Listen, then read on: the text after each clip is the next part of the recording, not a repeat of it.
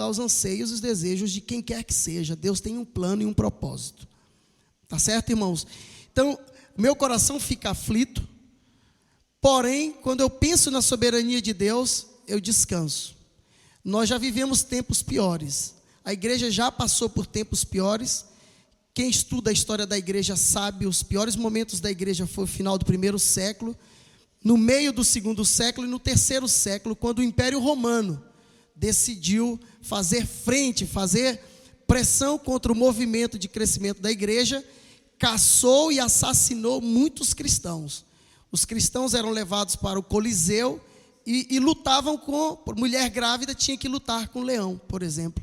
Imagina você pegar uma mulher grávida e colocar dentro de uma arena para lutar contra um leão. Então isso, os cristãos no governo de Nero, o cristão era usado, eles ateavam fogo nos cristãos e amarravam nos postes para iluminar a praça, para vocês terem uma ideia o que era ser cristão no 1º século.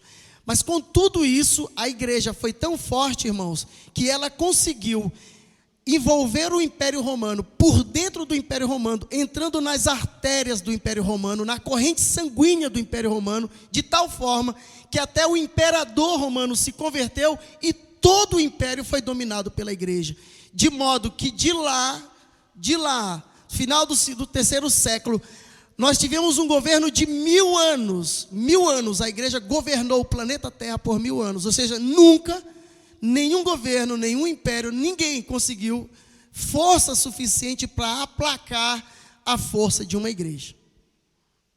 Então a igreja independe dos resultados. Sofreremos o resultado como cidadãos. As decisões que são tomadas lá em cima vão refletir dentro da sua casa, não é? Vão refletir no seu emprego e vai refletir na rua. Por isso que o apóstolo Paulo diz que a gente precisa orar por quem está no poder, para que tenhamos dias de paz. E ele estava lá debaixo do governo do Império Romano. Portanto, a nossa atuação continua sendo a mesma, de dizer: Deus, ajuda e dê sabedoria, dá-nos sabedoria para saber lidar com esses tempos, porque tempos difíceis virão, não é, irmãos?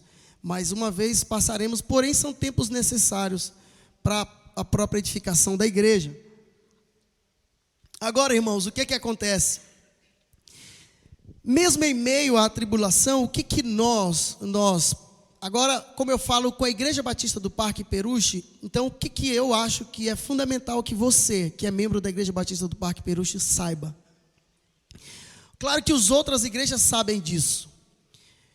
E eu sei que a gente sabe disso porque se bate nessa tecla há séculos e séculos e séculos. Mas talvez seja a coisa mais relaxada e mais maltratada dentro do contexto de uma igreja. Seja isso que Jesus fala. E portanto, porque se trata e distrata e maltrata aquilo que é essencial, nós pagamos um preço altíssimo enquanto igreja.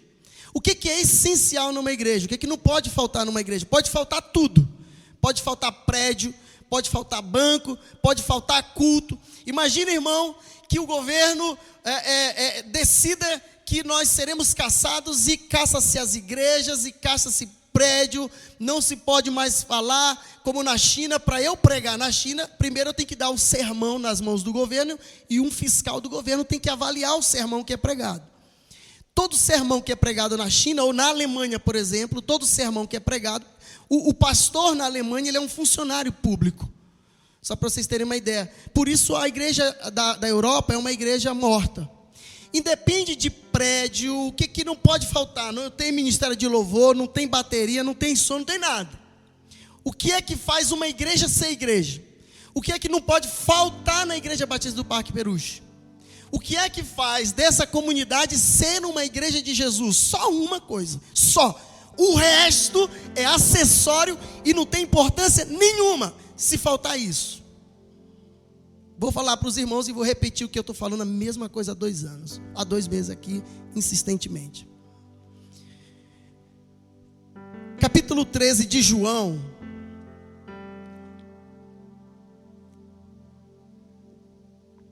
Ele diz, verso 14.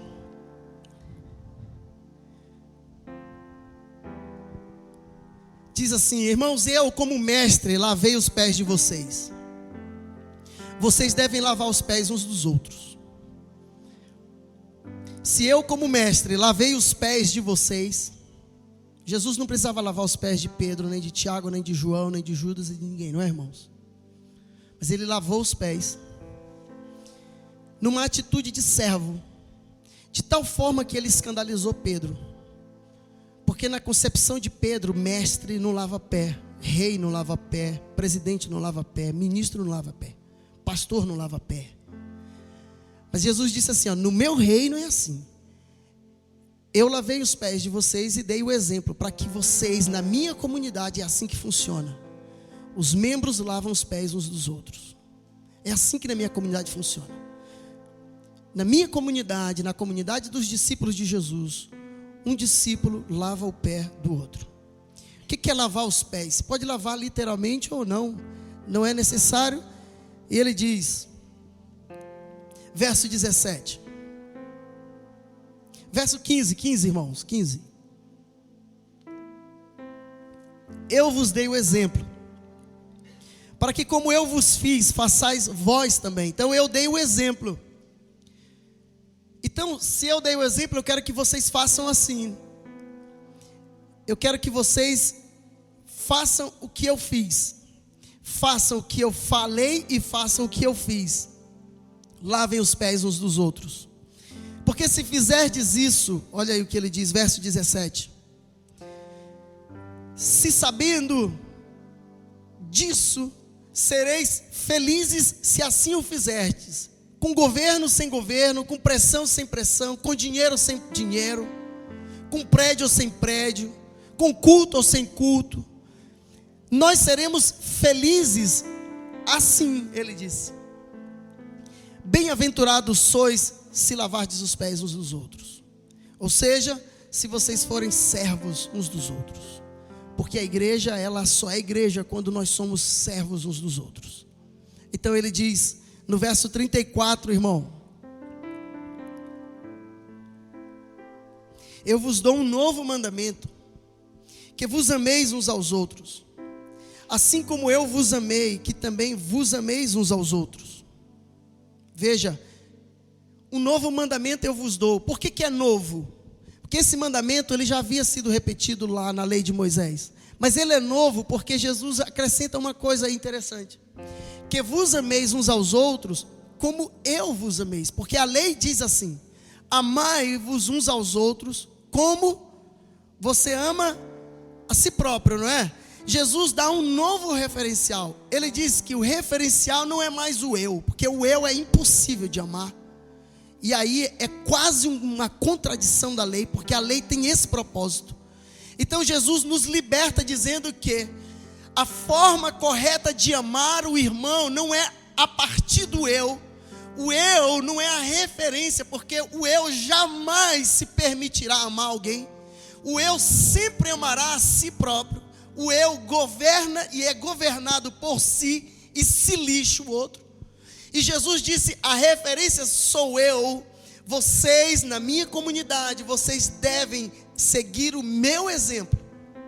E o meu exemplo, eu lavei os pés de vocês, e eu daqui a pouco vou morrer por vocês.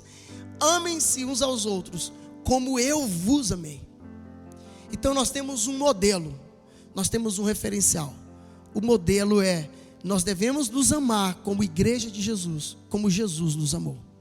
Nós devemos cuidar um do outro como Jesus nos cuidou.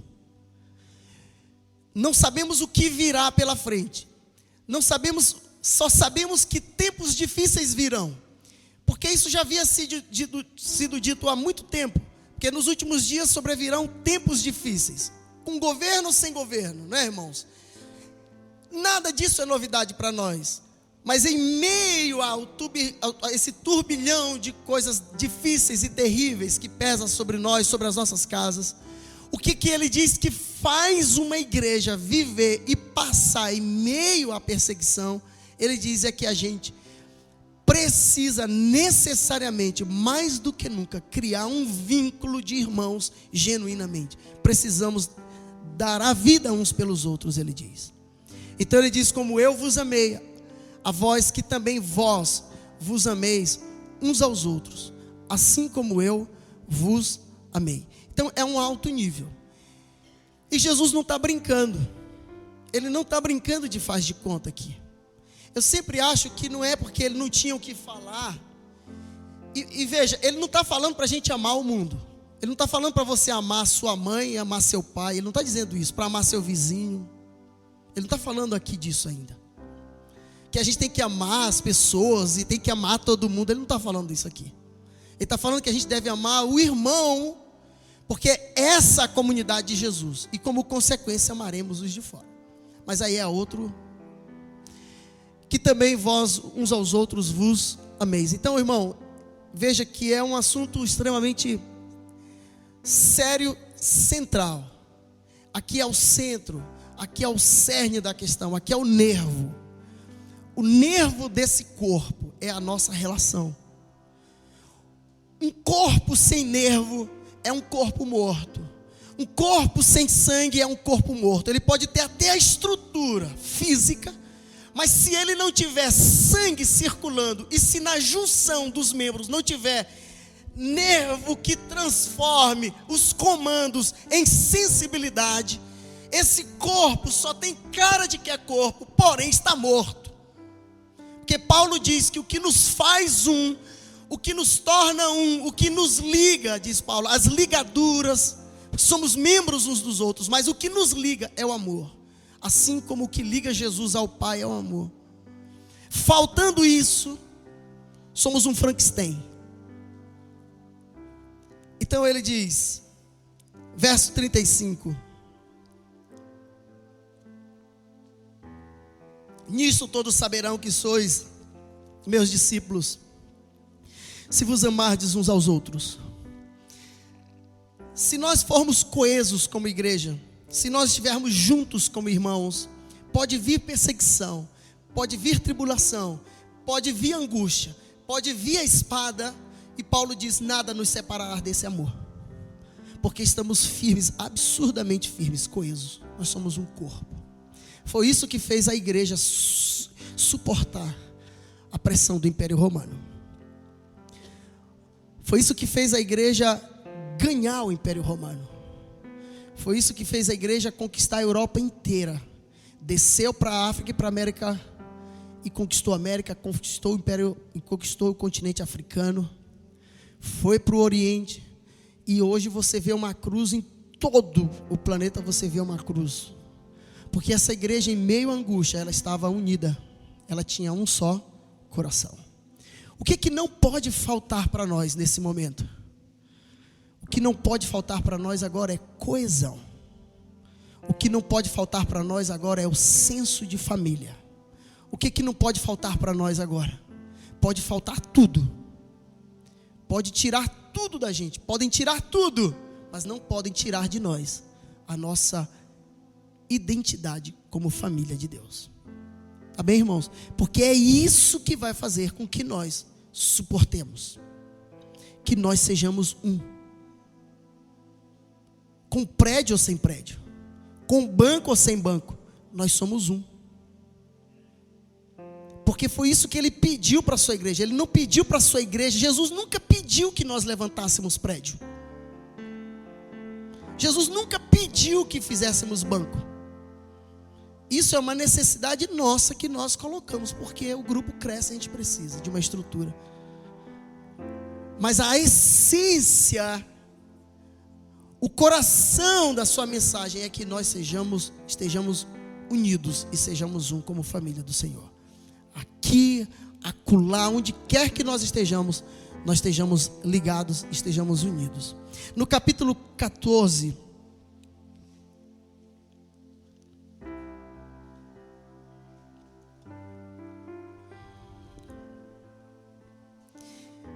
muito interessante quando ele diz no verso 10, respondendo para Filipe, e ele diz, mostra-nos o Pai. Ele diz, tu não crês que eu estou no Pai, que o Pai está em mim? Olha que interessante, irmãos. A palavra que vos digo, não as digo por mim mesmo, mas o Pai que permanece em mim é quem faz as suas obras. E eu acho interessante porque quem tem relação com o Pai necessariamente tem as obras do Pai. Então, Jesus disse que a prova de que ele era um com o Pai, a prova de que ele tinha relacionamento com o Pai, é que quem tem relacionamento com o Pai, necessariamente tem as obras do Pai. Então ele diz, quem vê a mim, vê o Pai. E isso é para nós uma referência. As suas obras são as obras de Jesus, que testemunham da sua relação com o Pai. Então veja no verso 11, crede em mim, eu estou no Pai, Ele está em mim. Crede pelo menos por causa das mesmas obras. As mesmas obras. Se nós estamos no Pai, nós estamos em Jesus, se dizemos que o Espírito Santo está em nós, então as nossas obras são iguais às de Jesus. E as nossas obras devem refletir a nossa relação com Jesus, porque veja, o verso 12. Em verdade vos digo, aquele que crê em mim, fará também as obras que eu faço. Então veja, assim como eu creio no Pai e faço as obras do Pai, quem crê em mim também fará as obras que eu faço, de modo que quem vê vocês, vê a mim. Porque quem tem fé faz obras. Não existe fé infrutífera. Não existe fé que não seja fé da ação. Não existe fé que não seja fé de obras. Não existe uma fé que não produza obras. Não pode haver relação com Deus que não exista relação com o outro. Então Jesus está dizendo, quem tem fé tem obras. Aquele que crê em mim fará as obras que eu faço, de tal forma que quem olha vocês vai olhar a mim, porque eu vou para o Pai, deixo-vos no mundo, e o povo vai começar a ver vocês e vai ver que eu estou no mundo, porque vocês serão iguaizinhos a mim, porque a fé de vocês é uma fé que faz com que vocês sejam como eu, assim como eu tenho fé no Pai, e se pareço com o Pai, me pareço com o Pai, vocês se parecem comigo. E eu farei tudo o que pedirdes em meu nome, para que o Pai seja glorificado no Filho. Se me pedirdes alguma coisa em meu nome, eu o farei. Verso 15 então, olha aí, irmãos, a gente ir para os finalmente. Se me amardes, obedecereis aos meus mandamentos. Vamos ler, vamos lá, irmão, bem forte. Se me amais, guardai os meus mandamentos. Se me amais, guardais os meus mandamentos. Olha que coisa interessante. Então, aqui tem vamos dizer, é o chamado pulo do gato. Se creio, faço as obras dele. Se eu amo, faço as obras dele.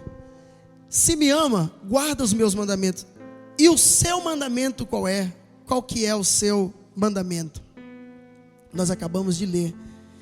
Então ele diz, o que ele vai fazer? Chega no verso 21.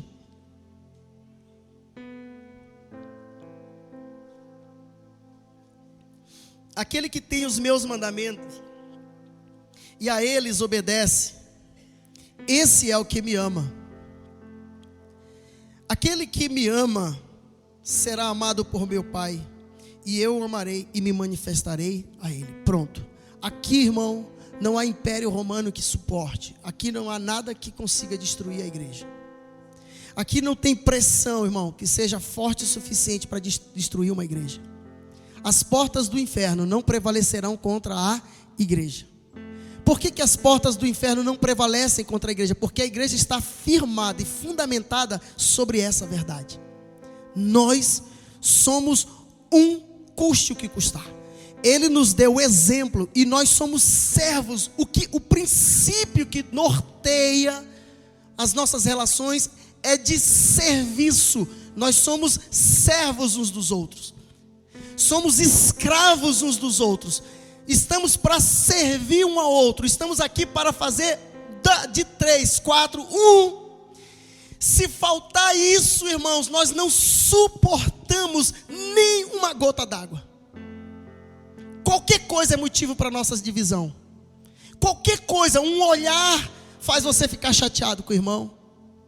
Uma atitude simples, você já rompe. quebra tudo. Tudo cai por água, irmão. Tudo, porque faltou para nós o básico, o básico, o básico. Nós não somos escravos uns dos outros. Somos crentes, mas não somos servos. Somos batistas e batemos no peito, mas não somos escravos uns dos outros. Não obedecemos ao que é essencial. Faltou o essencial, é vento. Tudo é vento. Não suportaremos a tribulação dos últimos dias, que já pesa sobre nós. O que faz uma igreja de Jesus ser a igreja de Jesus é que os seus membros são iguais a Jesus. Eles estão dispostos a dar a vida uns pelos outros. Para que possamos suportar a pressão dos últimos dias, a gente precisa mais do que nunca levar a sério esse mandamento. Os dias que virão serão dias mais difíceis do que os de ontem.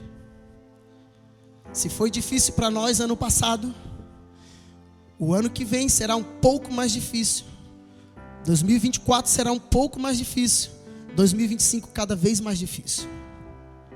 Há quem já diga que nós vamos sumir. Já vaticinaram a nossa desistência. Porque nós estamos tão dispersos que já cantaram a bola. Mas nós não vamos sumir, porque estamos pautados e fundamentados sobre uma verdade fundamental, que é a verdade dos relacionamentos e do amor. Sob pressão, sobre angústia, nós seremos um. Amém, irmãos? Nós seremos um. Amamos a igreja do Senhor Jesus Cristo. Amamos o corpo de Jesus. Servimos ao corpo de Jesus.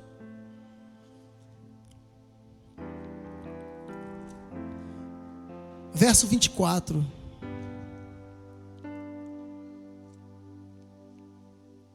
Quem não me ama, não me obedece.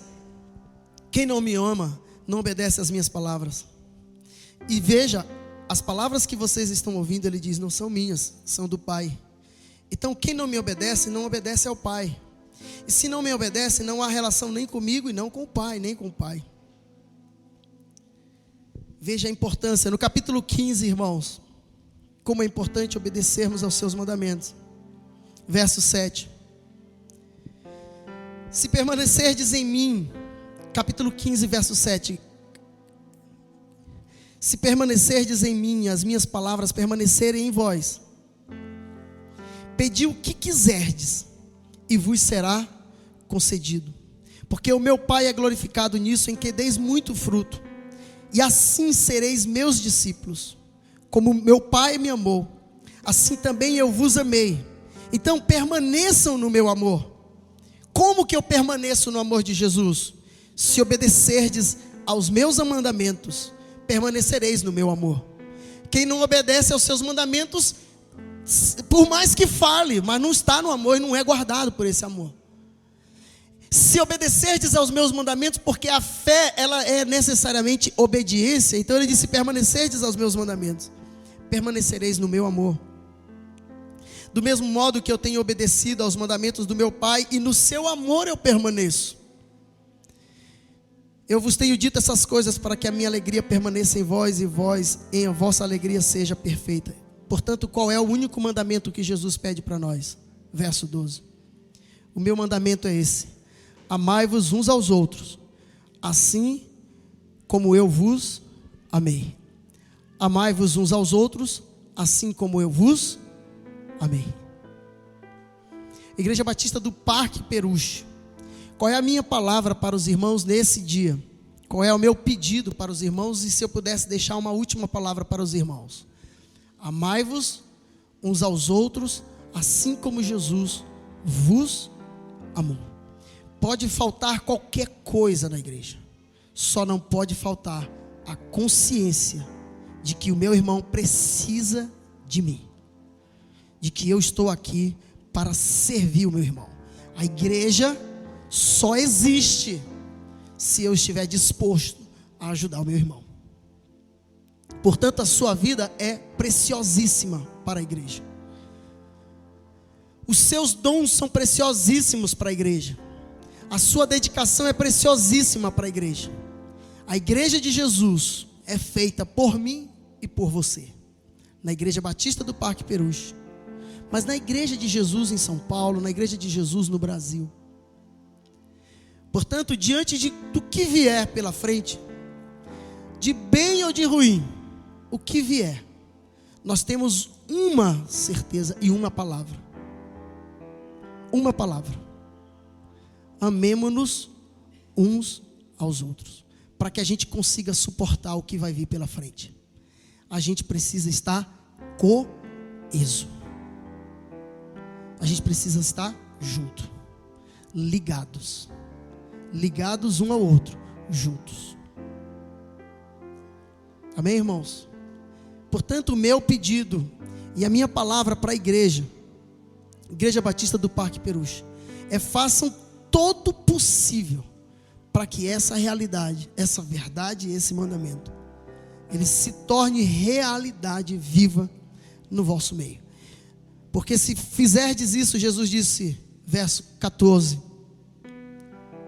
vós sereis os meus amigos.